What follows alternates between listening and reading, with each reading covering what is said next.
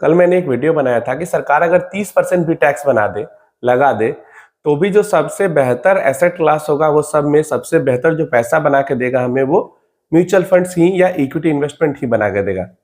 अब लोगों ने इसको उल्टा ही समझ लिया। लोगों को पता नहीं, उस वीडियो के अंदर तो एक बार भी मुझे नहीं लगा कि मैंने ऐसा बोला कि सरकार को 30% टैक्स लगा देना चाहिए।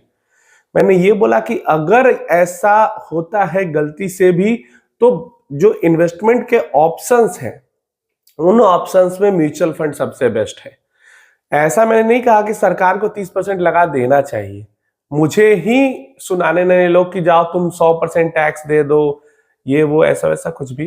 तो देखिए, जब सरकार ने 10% से बढ़ा के 12.5% टैक्स किया था, सबसे ज्यादा मुझे लगता है मैंने ही वीडियो बनाया होगा इसको क्रिटिसाइज करते हुए।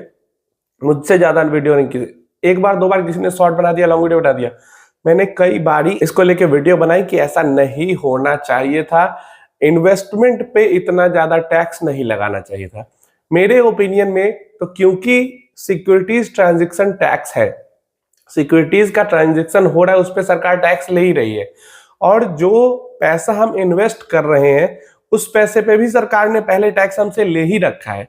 तो अब जो इससे पैसा जनरेट हो रहा है उस पर तो बिल्कुल जीरो टैक्स होना चाहिए। ये मेरा पॉइंट ऑफ व्यू है, ये मेरा ओपिनियन है। लेकिन सरकार मेरे कहने से नहीं चलती है, न मानती है। सरकार टैक्स बढ़ाएगी और फ्यूचर में भी टैक्स बढ़ेगा। अगर यही गवर्नमेंट कंटिन्यू रहती है तो टैक्स बढ़ेगा। अब सिर्फ मैं ये टैक्स के पॉइंट ऑफ व्यू से बात कर रहा हूं, बाकी सारी चीजें आप अपना देख लो।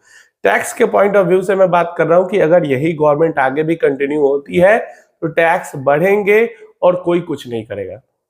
जैसे 10 से 12.5 हुआ, वैसे 12.5 से 15 या 20 भी होगा, और बस मैं या आप क्रिटिसाइज कर पाएंगे और कुछ नहीं कर पाएंगे। क्योंकि टैक्स देने वाले जो लोग हैं वो भारत के अंदर 2-3% है, और 2-3% जनता के दुखी हो जाने से या गुस्सा हो जाने से सरकार नहीं बदलती है। सरकार उन 80 करोड़ जनता के दुखी या खुश होने पर डिपेंड करती है, जिनको वो फ्री में राशन दे रही है और उनको फ्री में वोट मिल रहा है। क्लियर है? जो 2-3% टैक्स देती है वो अगर वोट नहीं भी दे उनको तो कोई फर्क नहीं पड़ता है। इसलिए टैक्स देने वालों को का कोई नहीं सुनता है। टैक्स बढ़ाएगी, आप लोग कितना भी हल्ला करोगे वो करेगी। यहाँ पे सिचुएशन ही ऐसा क्रिएट हो गया है कि हम लोग कुछ नहीं कर सकते हैं इसको लेकर। ना हमारी सुनी जाएगी, ना हम कुछ कर पाएंगे, हमारे पास कुछ पावर ही नहीं है।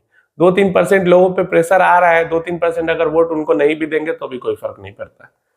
अब ऐसा नहीं कि मैं इस चीज को सपोर्ट कर रहा हूं, मैं इस चीज के खिलाफ हूं, लेकिन क्या करें? आप बताओ क्या करें? आप कमेंट में सजेशन दो कि क्या किया जा सकता है इसको लेकर। सेकंड अपडेट अंबानी जी की तरफ से है। 3 अपडेट है अंबानी जी की तरफ। सबसे पहला तो ये जियो हॉटस्टार वाला जो परेशानी चल रहा था, मतलब कितना ही इन्होंने गलत किया है रिलायंस ने इस बार। जियो हॉटस्टार किसी बच्चे ने खरीद के रखा था डोमेन, और उसने बस 1 करोड़ रुपीस की मांग की थी जिससे कि वो अपना एजुकेशन को फंड कर सके। तो इन्होंने उस पैसा को एक तरीके से डोनेशन समझ के ही 1 करोड़ दे देते, और वहां पे बेचारा का एजुकेशन भी पूरा हो जाता। तो उसके जगह पे इन्होंने लीगल केस कर दिया उस पे। अब ये तो आप सबको पता होगा, लेकिन थोड़ा सा इसमें टर्न आया है कि वो जो बच्चा है उसने उस डोमेन को आगे सेल कर दिया। कहां पे सेल कर दिया? दुबई के किसी पर्सन ने जियो हॉटस्टार को खरीद लिया उससे। कितने पैसे में खरीदा इसको डिस्क्लोज नहीं किया गया है, लेकिन अब रिलायंस के लिए मुश्किलें बढ़ गई। यहां तो वो 1 करोड़ दे के ले सकते थे, या फिर लीगल केस भी उन्होंने कर दिया था, लेकिन अब आगे वो ये नहीं कर पाएंगे। अगर ऐसा करते हैं तो वहां पे इंटरनेशनल लॉज अप्लाई होंगे, एंड देन इंटरनेशनली इसको देखना समझना पड़ेगा कि क्या क्या रेगुलेशन क्या क्या होंगे।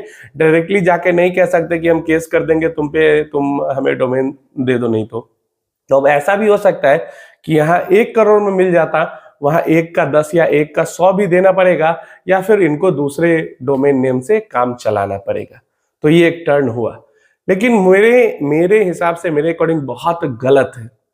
चाहे रिलायंस के टर्नओवर की बात करें या पर्सनल अंबानी जी के नेटवर्क की बात करें, 1 करोड़ रुपया उनके लिए कुछ भी नहीं है। वो डोनेशन समझ के ही दे सकते थे, डोमेन रहे या ना रहे।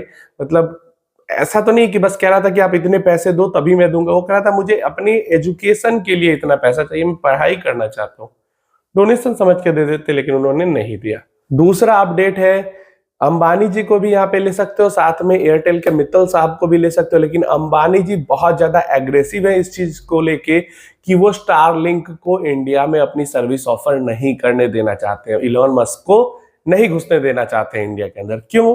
क्योंकि स्टारलिंक इंडिया के अंदर आएगा, वो इंटरनेट सर्विसेज ऑफर करेगा, तो इनकी जो मोनो एक तरीके से डुओपॉली एयरटेल और जियो की है वो खत्म हो जाएगी, और ये नहीं चाहते। ये मनमाना जो पैसा वसूलते हैं, अभी पीछे इनका मन किया तो 20% या 30% प्राइस हाइक कर दी, तो अगर स्टारलिंक आ जाएगा तो ये मनमानी जो ये लोग कर पाते हैं वो नहीं कर पाएंगे।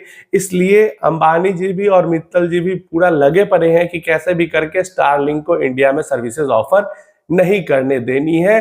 जबरदस्त तरीके से विरोध किया जा रहा है, सारी पावर्स लगाई जा रही हैं कि कैसे इनको यहाँ पे रोका जा सके। फ्यूचर में हमें पता चलेगा कि स्टारलिंक ऑफर कर पाती है सर्विस इंडिया में या नहीं। स्टारलिंक अगर इंडिया में सर्विस ऑफर करेगी तो हम लोगों के लिए बहुत अच्छा होगा, कस्टमर के लिए, क्योंकि एक दो इनकी जो डुओपॉली बनी हुई है वो टूटेगी। वोडाफोन आइडिया के तो ना के बराबर कस्टमर है, एक तो डुओपॉली टूटेगी, दूसरा इंटरनेट एक्सेस सबके लिए बहुत सस्ता, आसान और फास्ट होगा। मतलब गांव के अंदर जितना तेज इंटरनेट चलेगा उतना ही तेज शहर के अंदर भी इंटरनेट चलेगा। मतलब दिल्ली मुंबई में जितना तेज इंटरनेट चलेगा उतना ही तेज इंटरनेट बिहार यूपी के किसी गांव में भी चलेगा, एक जैसा, क्योंकि टावर से मतलब ही नहीं, डायरेक्ट सैटेलाइट से इंटरनेट कनेक्शन होगा।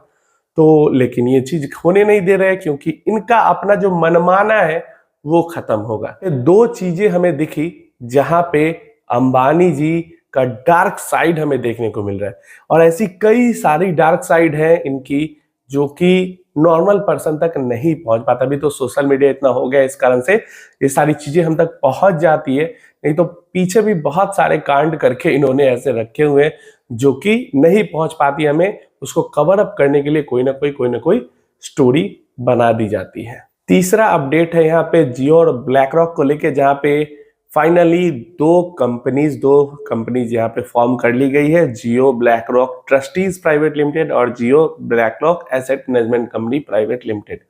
तो ये दोनों म्यूचुअल फंड के लिए बनाई गई, एक ट्रस्ट बनाया जा चुका है, एक एएमसी बनाई जा चुकी है।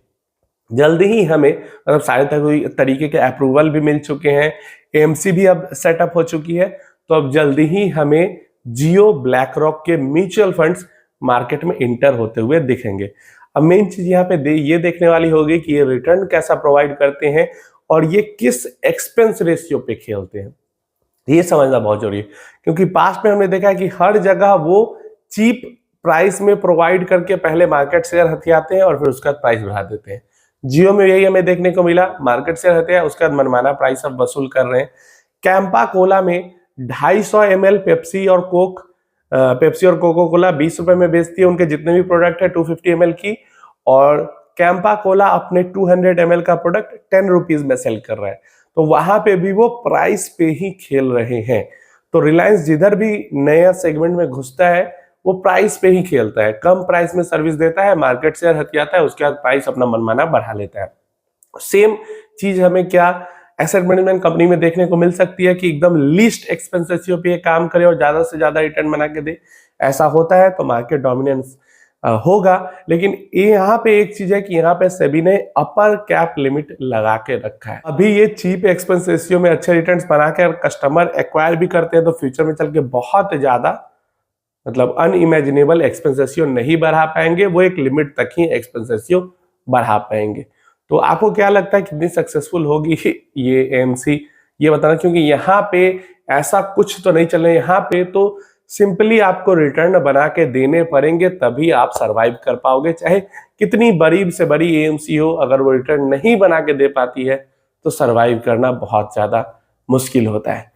तो आपकी राय इनके बारे में क्या है, नीचे कमेंट बॉक्स में जरूर बताना। अगले वीडियो में हम क्वेश्चंस कवर करेंगे, क्योंकि मुझे पता है इसमें ज्यादातर जो चीजें इस वीडियो में वो म्यूचुअल फंड रिलेटेड नहीं है, लेकिन क्योंकि ये थोड़ा सा मतलब अच्छी चीजें नहीं हो रही है हमारे देश के अंदर में, इसलिए मैंने सोचा इसको कवर करना जरूरी है। एंड किसी ने आवाज भी नहीं उठाई वो जियो हॉटस्टार वाले मामले पे भी, और यहाँ पे जो अंबानी जी रोकने की कोशिश कर रहे हैं कि स्टारलिंक की सर्विसेज ना आए, इसको लेकर भी कोई आवाज नहीं उठा रहा है।